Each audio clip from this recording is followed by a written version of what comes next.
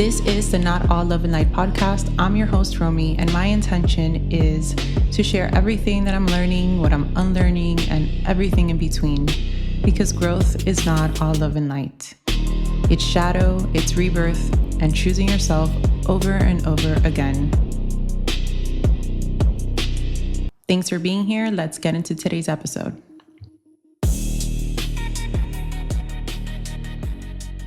Welcome back to the Not All Love and Light podcast.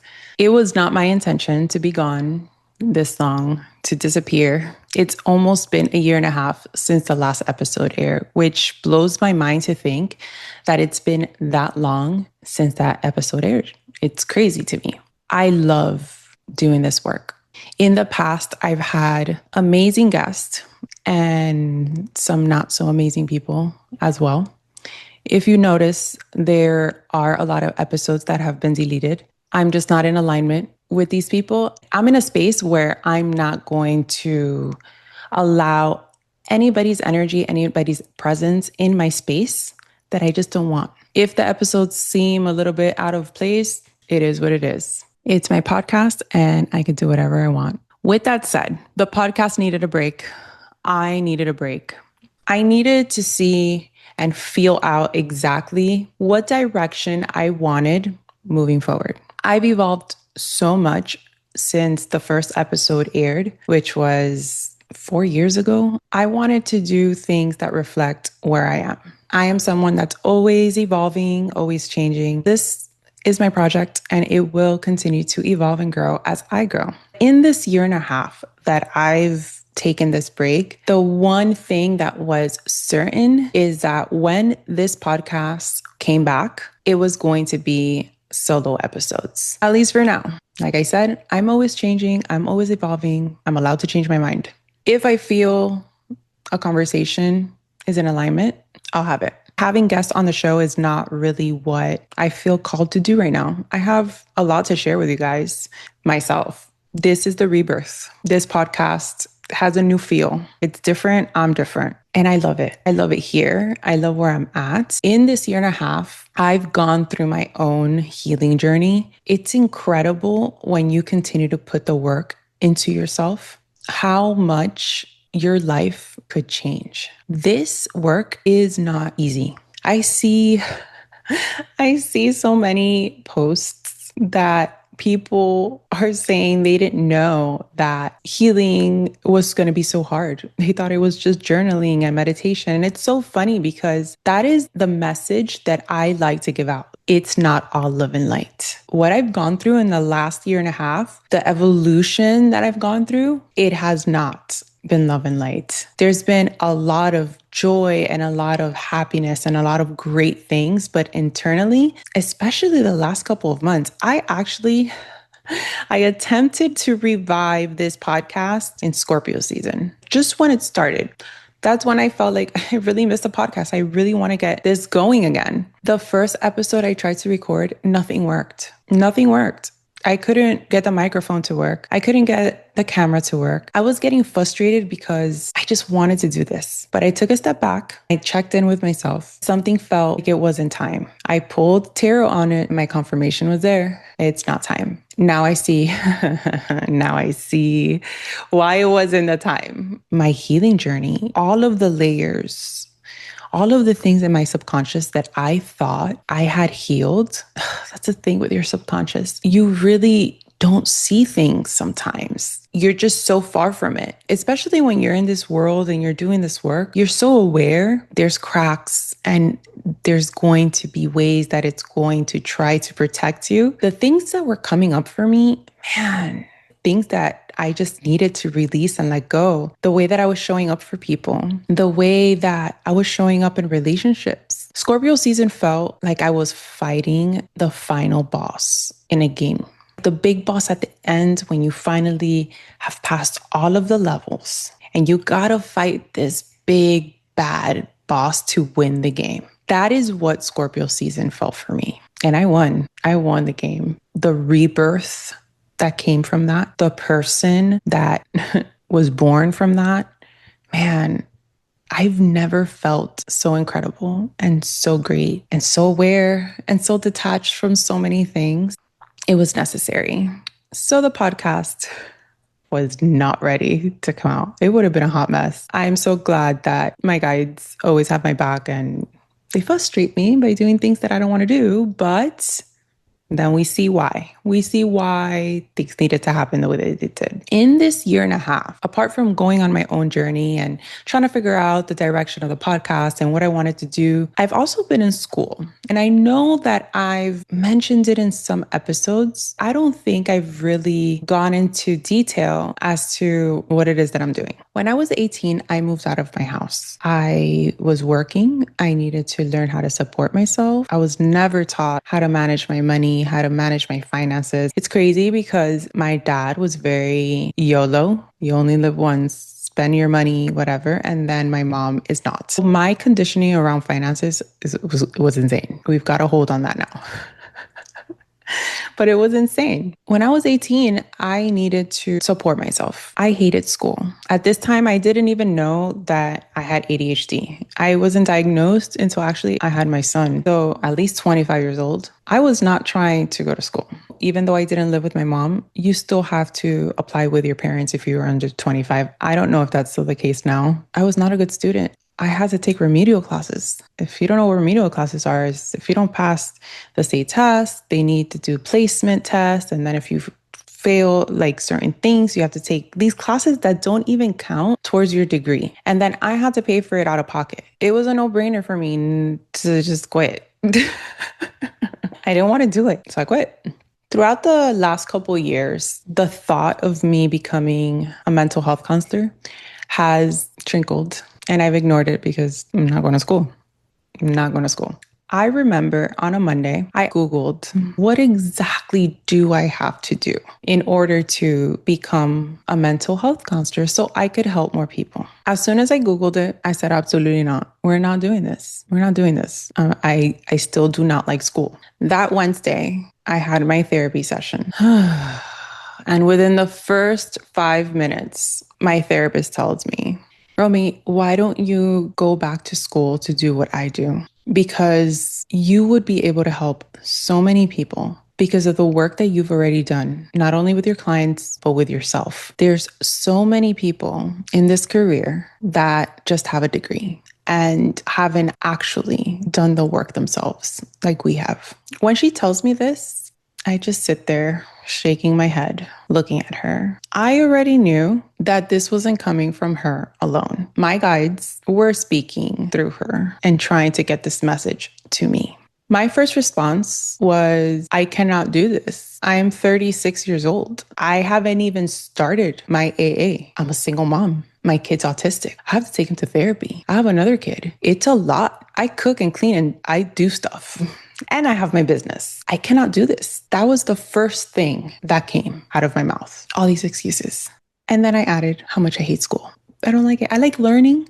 And someone with ADHD, if the topic doesn't interest you, you're going to check out. Then she started telling me the classes that I would be taking, how it would work. And then I started getting the full body yeses. I started getting goosebumps. And then I started crying because I knew this is something that I needed to do. No matter what my brain was trying to tell me, I'm being guided to do this. The thought that came to me the minute that she's telling me all of these classes is psychedelic therapy. That was the download that I got. You guys know from past episodes how I feel psychedelics are when used intentionally for your healing. That was the message that I got. And I got the full body yeses. I knew that I needed to do this. That same day, I applied to Miami-Dade College. This was on a Wednesday. That Saturday, my therapist had a workshop. There's like 20 people here. One of her patients, or somebody she knows, I'm not sure what the relationship is, brings her friend. The entire workshop, I feel drawn to this woman. Like, I need to talk to this woman. I don't know why, but the entire workshop, we weren't sitting directly in front of each other, but we were at an angle and I just kept looking at her and my body kept pulling me towards her energy. So after the workshop was over, I went up and I introduced myself to her and she asked me what I did and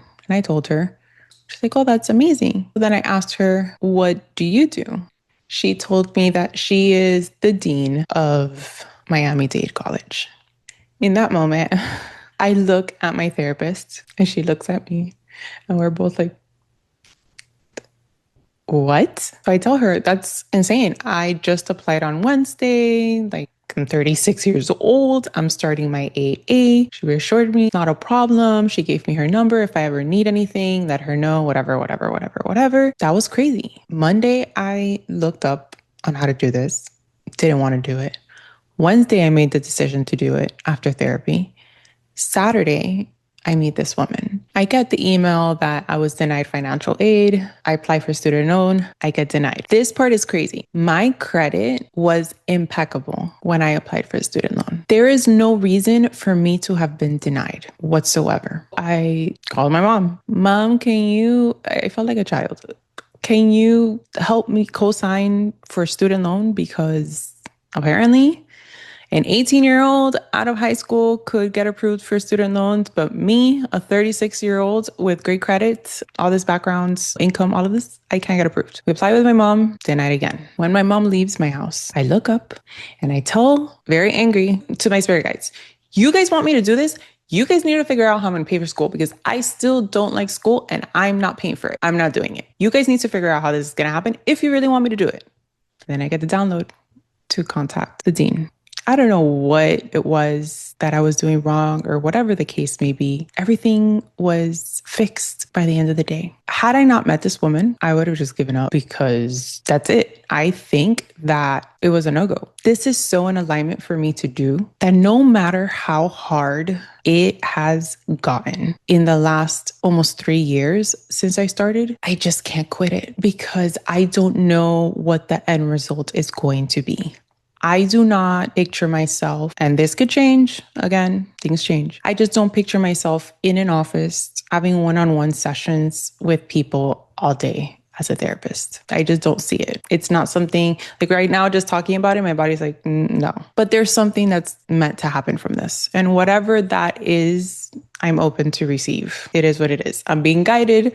I am following. The synchronicities and the coincidence, I can't ignore it. And it's been tough because it's been almost 3 years. I've had to sacrifice so much. I'm balancing doing this on my own. When my kids are with me, I am the only parent in the home, cooking and cleaning and doing everything. And I've had to take a step back from my business, the amount of clients that I work with at a time, because there's no way that I'm going to have somebody invest their time, their energy, and their money, and I don't have the capacity. That is just not who I am. For some time, I was working with one client at a time. I was able to open up my capacity to 2 clients at a time the last year. The version that you're going to get with me when you're in a session with me is going to be the best version of me because I have that capacity. I know where my limits are. I'm finally in my last semester to get my AA. So I still have a ways to go. I'm not in a rush. I tried that. I tried to finish and I almost burned myself out. I didn't have clients at the moment, and I tried to take on more classes just to be done because I still hate school. I still hate it. It doesn't matter. It's been a funny journey too. Imagine you start your AA at 36 years old. This part of my story, there's a lot of comedy. Being in a classroom full of kids, you being the oldest one, I've been older than some of my teachers as well, which is always interesting. Being in this space, I could see how much healing a lot of these professors need and how much conditioning goes on in the school system. It has gotten difficult when I've had to just bite my tongue because this is not like a job that I could just get up and go. No, I need to pass this class. It's made me feel very great though, because apparently I blend in very well with these kids. The shock when they find out my age, I love it. It's so fun. It's fun. Even with the teachers, it's fun. They always think I'm like 25, 26. It's great. It's been great for that, especially these kids, man, when they've tried to ask me out on dates and I could literally be their mom. There was this one kid that asked to walk me to my car. Like, sure, let's do it. Why not?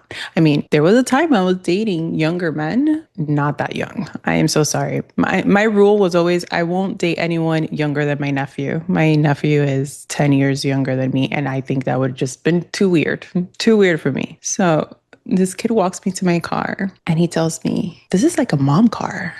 And I look at him and I'm like, yeah. And he asked me, are you a mom? I told him, yeah, I am. He's like, wow, how old's your kid? This was probably 2 years ago. So I told him, I have a 6-year-old and a 12-year-old. It's always the 12-year-old, the older one, that's a big shock. Blew his mind. He thought I was like 25. It's great. So that's been great for my ego when it's come to whole school thing. The coolest thing about this journey is that my oldest son is 15 now. I started homeschooling him this year and he began dual enrollment, meaning we're going to school together. Since last semester, my oldest son and I have been going to school together. And this semester, we have 2 classes together. It's great. I mean, sometimes I do things because let's do it for the plot. This would be hilarious. This would be fun. And I'm so grateful because how many parents and how many children could say that they had this experience, that they had college with their mom or with their kid? It's great. I'm loving it. It's great. We just started this week. We had our first class together yesterday. He asked me before, Mom, if people ask if we're related, are we going to say that we're siblings? He's so funny. He's so great. This part of the journey, it's fun. And I'm almost done with my AA. That has been a huge part as to why I needed to just take a break from the podcast. This is a passion project of mine. And I do it because I want to share things that have worked for me. Yes, I am not certified or have a degree in mental health yet, but I have helped so many people based on lived experience, my intuition. I've had clients tell me that I've saved their lives. My client Jules, I have her testimonial on my Instagram, and she shared that for the first time in her life, after working with me, she is no longer suicidal. And as someone who has experienced those feelings, I had my first attempt at 15. I was Baker acted. My dad took his life. For someone to tell me that statement, I do not take that lightly. And it just reassures my purpose and what I am doing here. As my therapist says, there's so many people in whatever field, because it's not just therapy. They don't do the work themselves. They don't understand what it is to be where this person is. Everything is by a book. That was a huge realization that I personally had when I went to Tulum to check out the retreat space where I was hosting my retreat. The fact that I didn't feel comfortable saying that I help people heal their traumas. I teach them how to heal themselves and guide them. It was the trauma part, because I didn't feel I was qualified. I realized that was part of my inner critic that was holding me back. Yes, I don't have whatever qualifications. I have my life coaching certification that I got with Tony Robbins, and I've done a bunch of, other certifications and all of this. And I could honestly tell you right now, everything that I've gotten a certification for, I just do whatever I feel called to do in that moment, whatever I'm guided to do. And it's different every time. The experiences people have is different every time. Once I had that realization that I was completely stepping into my power, this is what I do. I don't care who has anything to tell me about that. I know the work that I've done, not only on myself, because I continue to do the work myself, the way that I've helped other people. Especially the people that I've helped in the last 2 years that have completely shown up in the way that they have. The more I continue to invest in myself, I get better. you could only help people as far as you've gone. When I got back from Tulum, my mom was borrowing my car and she picked me up from the airport. And we started talking about, personal growth stuff or whatever. And my mom tells me, I know this stuff, Romy. I know this stuff. This is what I used to do in New York. I was a social worker. This is what I have my degree in. And it just hit me that I forget that my mom has the qualifications to do the work that I'm not qualified to do. It was just reassurance that I'm on the right path. I'm doing what I'm supposed to be doing, and I don't need to shrink myself because of a piece of paper. What I've done for people and the way that I've helped them, there's no denying it. That was one of my big things this last couple months. I'm happy to be back. I have the capacity now to share with you guys. I'm showing up more vulnerable. I like to be in the shadows. I like to hide. But I know that my purpose is to share a lot. People come up to me and they tell me, oh, I heard in one of your episodes X, Y, and Z. And I'm always shocked because it comes from people I would never expect are listening. For those of you that have been here from the beginning, that continue to do the work, that continue to grow with me, I am extremely grateful. Some of you have supported me in ways that mean the world. This is only going to continue to evolve. I'm in a phase where there's been limits of what I could handle. This healing that I've done has made me such a much stronger person. I have so much more capacity now. I've always known my limits, but school was new to me. I knew my limits when it came to people. I knew my limits when it came to work, but with school in the mix and then having a kid with autism, things are unpredictable sometimes. You don't know what you're going to get. I just wanted to share a little bit about my story, what's been going on, because I'm not going to sit here and pretend I didn't ghost you guys for almost a year and a half.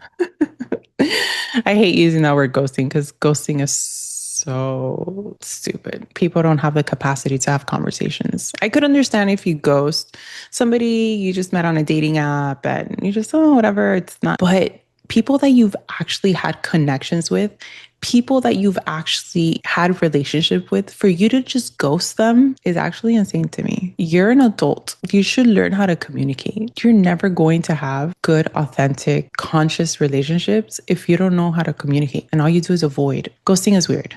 Anyways, one thing I want to mention to you guys is that I have started a community. I haven't promoted it much. I want to give a shout out to the founding members, these people that show up immediately when it comes to supporting me. It's my way to, just like this podcast is a free resource. Phoenix Risers, this community is still growing. Every month we have a different theme. I create a workbook with different prompts. I explain whatever the theme of the month is.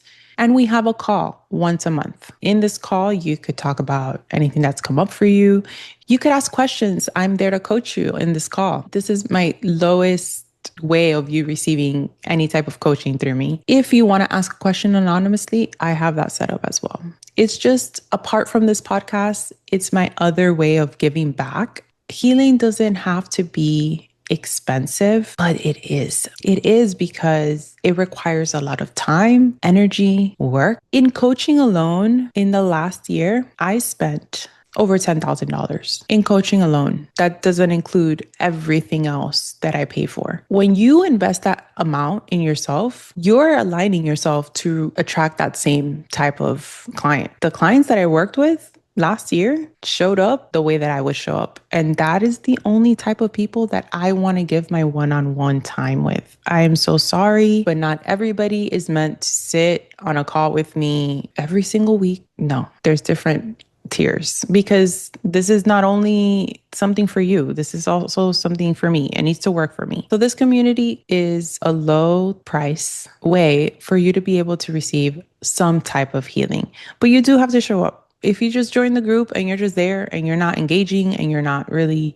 using it to your full potential, then you're just wasting your money and just not going to work for you.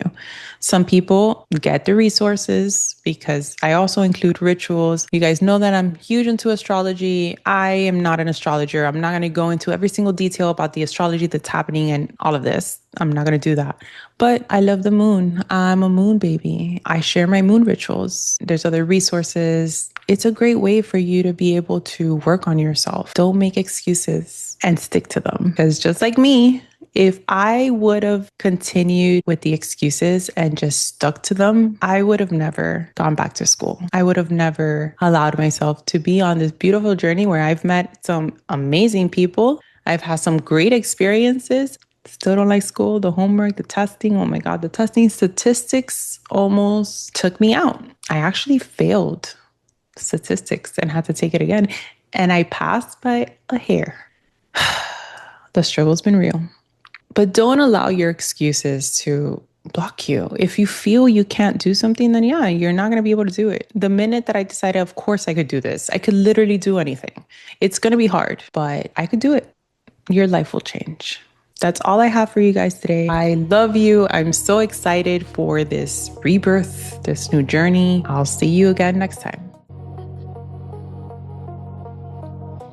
Thanks for joining me today on today's episode. It is greatly appreciated.